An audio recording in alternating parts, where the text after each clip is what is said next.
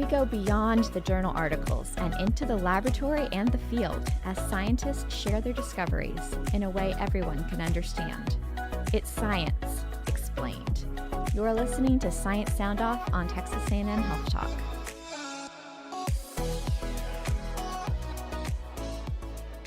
Welcome to Science Sound Off. I'm Christina Sumners, and with me today are two assistant professors from the Texas A&M College of Medicine, Robert Watson and Kristen Patrick. They're also husband and wife. Welcome, Dr. Watson and Dr. Patrick. Thanks for having us. Thanks, we're excited to be here. Well, maybe could we just start by talking a little bit about yourselves. What is your background and what is your lab like? Since it's the Patrick Watson lab, I think Kristen should go first. For alphabetical order's sake. So I am an RNA biologist by training, so I'm interested in fundamental aspects of gene expression, so how our cells go from DNA to RNA to protein. And since we've been here for about 3.5 years now at A&M, we've been working together to kind of combine my interest in fundamental basic science with Robbie's interest, as he'll tell you in a second, in the innate immune response. So we're interested in how gene expression changes when your cells become infected. And so my background is host-pathogen interactions, and my training basically is looking at how intracellular bacteria or bacteria interact with our cells and with our immune system, and how they can get around these things and make us sick. And we kind of look at the molecular details of those interactions, and we understand what the host has developed in order to kind of kill the bacteria and control bacterial infection, and what specific adaptations bacteria have co-evolved with humans with to make us kind of sick and to establish an infection. So that's kind of my interest, and that's how we're combining our interests together into kind of one super lab. I like that. Super lab. Fantastic. So maybe you just had a paper published in the Cell Systems Journal. Maybe you could tell us a little bit about that. What did y'all find?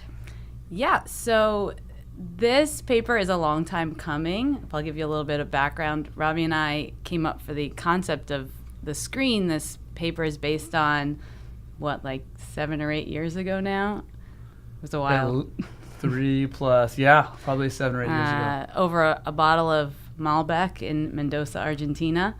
And we were just talking about ways that we can combine our science. And during my postdoc at University of California, San Francisco, I did this yeast genetic screen.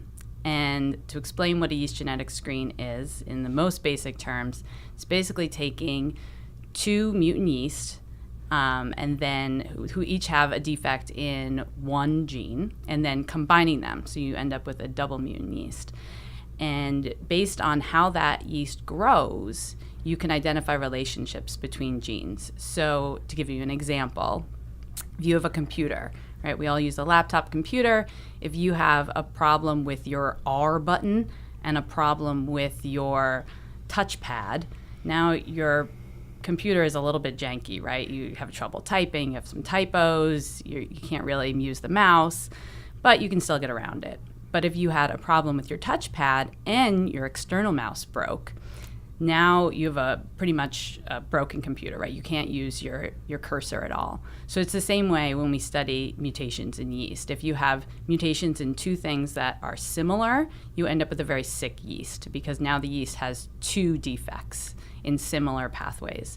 Whereas if you have 2 mutations in totally different things, maybe the yeast are a little bit sick, but they can get over it.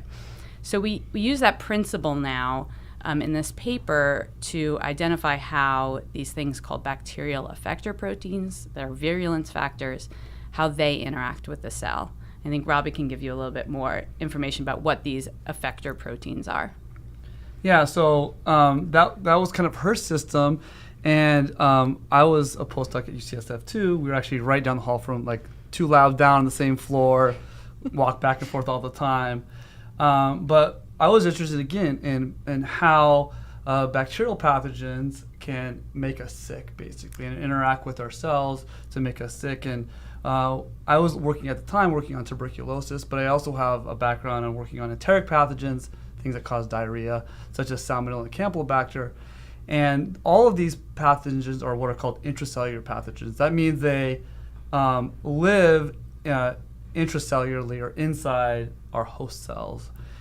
And so all these intracellular pathogens and many of these pathogens encode these things called secretion systems. And what these things are basically nanosyringes, and they inject what Kristen called effector proteins, these proteins inside the cell, and these reprogram the cell such that they either can gain intracellular access or establish a little home for themselves.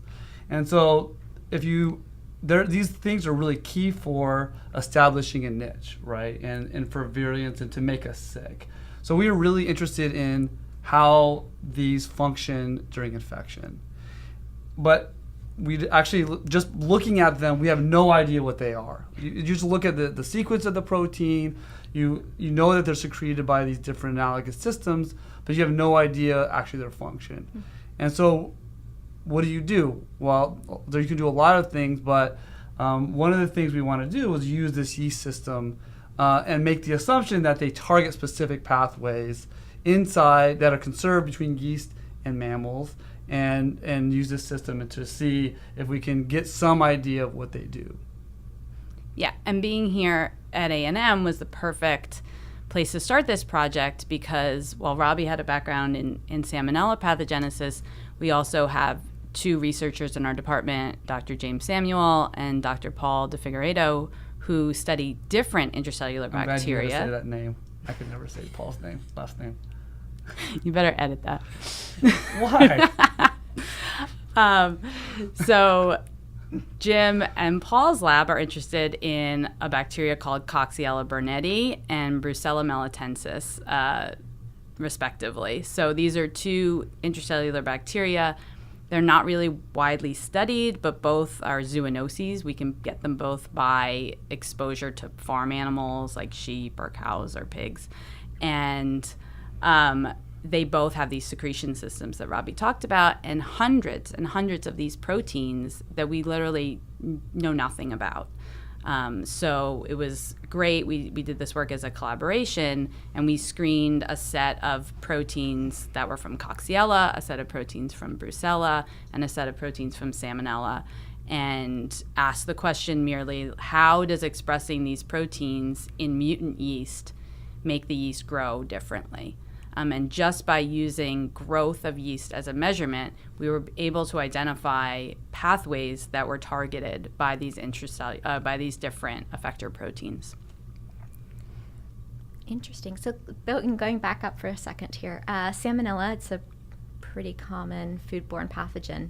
Mm-hmm. What made you target that one specifically?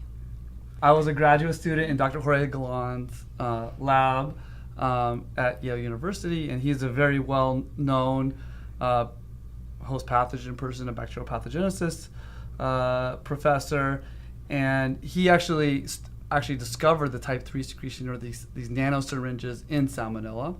And so I have a background and have handled and experience in dealing with Salmonella.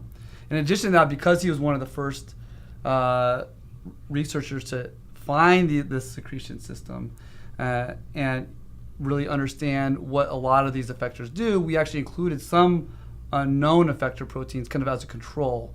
So he was the first kind of study to actually pioneer this field, and because of his work and a lot of other people that I don't have time to give credit for in the field, some of these kind of effector proteins that we use in the screen were well known what they do because of his work, and we included it in the screen to get an idea to use as a control, so that we can know that our screen was working. Yeah. And so that's kind of how most of Salmonella, and in addition to that, there's actually a lot of unknown effector proteins in Salmonella. So we kind of use it because of my background and because it's a good positive control. It told us that the screen was working, but we actually ended up identifying a Salmonella protein a protein of unknown function, actually, it turned out, in the screen. And so we actually included some unknown ones that their role in infection was totally unknown. Yeah, and to give you kind of a real life example of one of those functions. One of the top or the strongest positive controls in our screen was this protein from Salmonella called SPTP. And its name is not important, but what it does is, and when it's secreted by Salmonella into our cells, it reprograms the actin cytoskeleton. So essentially for Salmonella to get into a cell, a non-phagocytic cell specifically in our intestinal tract, it needs to make these big rearrangements of actin so the cell actually engulfs the pathogen. But once it's inside the cell, it needs to kind of fix the actin cytoskeleton, otherwise the cell's going to get really upset, right? So it uses this protein SPTP, which has a bunch of biochemical functions, but the end result is that it reprograms the actin cytoskeleton. So we put in SPTP into our screen, and when we asked, well, what pathways in the cell, what yeast mutants were especially sensitive to having SPTP expressed inside them, we saw it was a lot of mutants involved in the actin cytoskeleton. So that was sort of, we call proof of principle, and that kind of told us that the screen was working and that it was recapitulating biology that we already knew. I think that might surprise a lot of people that yeast can really tell us something about ourselves. Yeah, the power of yeast genetics is a term that people have been using for a while, but it really is strong. And just because we have an entire yeast deletion library, right? So we have mutant yeast that have a defect in every single non-essential gene, and actually a bunch of mutations in essential genes as well now. So we can really query an entire eukaryotic cell. And yeah, it is surprising, but it's pretty remarkable. I think that, our actin cytoskeleton and endocytic trafficking and, how our DNA is replicated, that's all the same. That hasn't changed throughout evolution. So a lot of these pathways targeted by pathogens can be queried in yeast, and that is a super simple model. It grows fast, it's cheap, so a lot of things that are very difficult to do in a mammalian system, although now it's becoming easier because of CRISPR-Cas9 technology. But, up until then, you couldn't really genetically reprogram a mammalian cell. So yeast were really the workhorse of all genetics. And I think it's amazing. I mean, it says something about these pathogens, because all these pathogens that we're looking at have co-evolved with their host, whether it's an animal or certainly humans, for hundreds of thousands of years. And so these proteins that are injected by these syringes have really it hits conserved pathways, and I think that our yeast screen shows that really these pathways are conserved, as Kristen was mentioning, really conserved, whether it's how vesicles traffic inside a cell and move things around, whether it's the cytoskeletal elements, but a lot of these signaling pathways and the things that these pathogens target are conserved from mammalians all the way down to yeast. And our screen told us that, basically, and it's really, I think, tells us the power of the yeast. Now, I would say, not to undermine the study or whatever, but there are limitations, right? Because these aren't immune cells, right? So immune cells have evolved to detect and respond to a pathogen, right? Not to any old bacteria or virus that's in the environment, but really the amazing thing about our immune system is it can distinguish between what is a pathogen and what is non-pathogen. And there are these signaling pathways and these sensors that can detect these pathogen-associated patterns. And that's one thing that's missing, and we're thinking about some other screens possibly that can incorporate some of these ideas, because that's one thing that yeast do not have, right? They don't have an immune system. And so if a pathogen targets something and it inhibits an immune function, basically, that's something that yeast will not have, and something that will not be discovered by this particular screen. So that's something we have to keep in mind, and we're thinking about that are proteins, that virulence factors that target these kinds of pathways, while the yeast won't uncover their function in this way. That makes sense. So what are some of the next steps now that you have? The biggest novel finding of the screen was that one of the proteins that really forms the tip of this nanosyringe that Robbie referenced earlier is called SSEC, And it's expressed once Salmonella has been inside our cells for a couple of hours. And Salmonella lives inside an endosome, which is like a bag that protects it from the rest of the cell.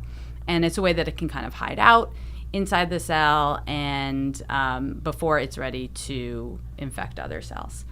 And one of the main things Salmonella needs to do when it's inside your cell is to avoid fusion with lysosomes. So lysosomes, if you remember from high school biology or even further back, remember you're learning about the organelles, the endoplasmic reticulum and the Golgi apparatus. With a lysosome is kind of the bag of enzymes that degrades things.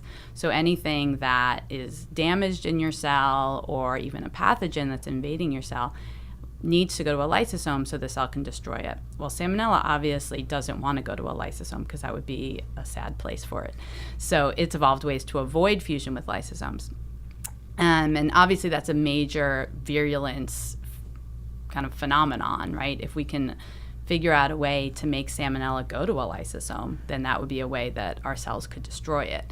So it's an important mechanism to study, and we found that this protein, SSCC, this part of the translocon pore, it's called, actually interacts with this complex in our cells called the retromer. So we found this in yeast, and the retromer is a complex that traffics endosomes around your cell, and it basically either takes them to the Golgi apparatus or it takes them to the plasma membrane, but it takes them away from lysosomes. So it's the exact thing that Salmonella wants to co-opt.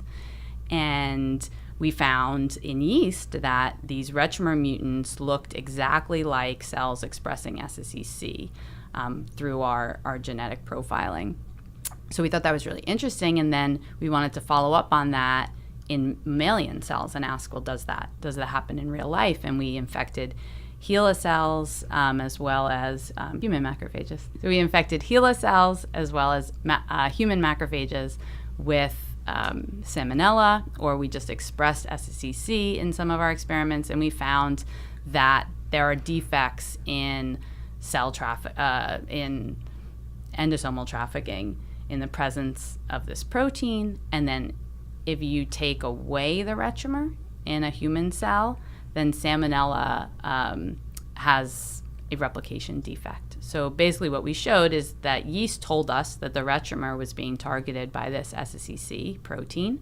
And then when we looked in human cells, we found that the retromer was an important thing that the Salmonella needed to recruit to its vacuole and interact with in order to maintain its ability to replicate. We have some beautiful biochemistry in this paper that was done by a collaborator here on main campus at A&M, Dr. Pingwei Li, and they showed that this Salmonella protein, SSCC, directly interacts with two components of this retromer complex in human cells. So they can show in vitro, when you just express these three proteins, that they interact. And that's a really like the gold standard for showing that proteins interact. So we're pretty confident that is what's going on in the cell, and now we're doing additional experiments to figure out what are the consequences of that interaction and what happens if we can mutate that interaction, what happens to Salmonella. And I think what we're finding, our studies and a lot of other people's studies are actually finding that a lot of pathogens target the retromer, in fact. So it's been shown that both chlamydia and Legionella, they're both intracellular bacterial pathogens. They also can target and manipulate this thing that we're calling the retromer and exploit it for their benefit. And so to establish a nice little home for themselves inside the cell. So this seems like it's actually emerging that this is a common theme in host pathogen, and this is a very common. It seems like pathogens have evolved to target this for their benefit, this retromer for their benefit. And so that's a really interesting, I think, a really good area, and we're going to be able to really compare and contrast these different lifestyles of these pathogens and see how they manipulate the retromer in order to kind of establish this niche we're talking about. Yeah, and again, the exciting thing is that our interest in Salmonella and its interaction with the retromer, came from this yeast screen. It really, people weren't looking at the retromer as a major component of the salmonella-containing vacuole previously. So that was the most exciting, I think, thing to come out. What's next for us is we'd like to expand on this screen and screen other effector proteins. And the cool thing that will allow us to do is to start to compare and contrast the effectors themselves. So we tried to do this with the set of effectors that we screened. We screened 36 different effectors, but I think it's just not quite enough yet. So I think imagine if we had hundreds of effectors and we had multiple effectors that interfaced with the actin cytoskeleton or interfaced with the retromer, then we can start to draw these really interesting evolutionary comparisons between effector proteins from completely different bacterial pathogens. But that requires us to scale up the screen considerably, and we've been kind of struggling with this because the screen itself was actually done at UCSF with the help and guidance of my postdoc advisor, Nevin Krogan, who basically gave us access to this robot. And so you can imagine if you have a yeast library of about 5,000 mutants.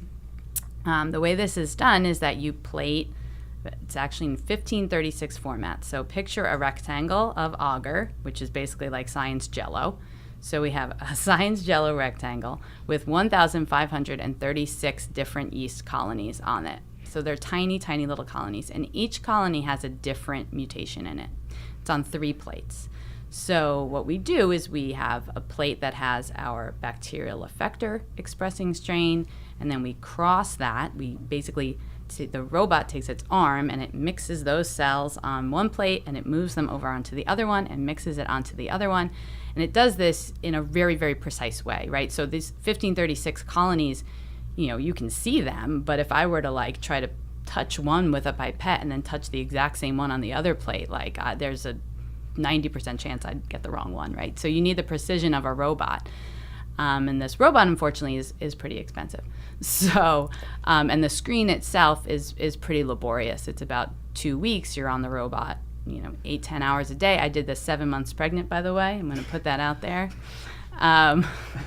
We had to get it done before the baby came, and we did. So it's not the greatest screen.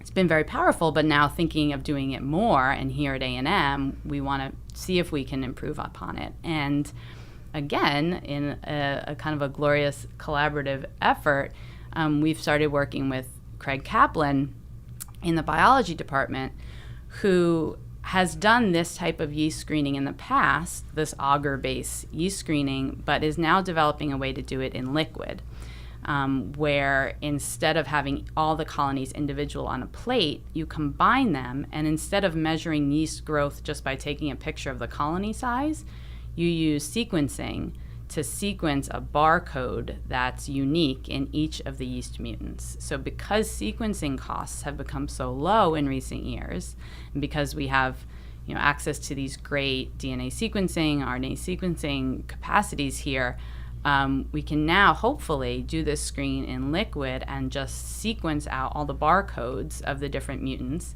And if you have few of a barcode, which is just like a little unique sequence is what a barcode means.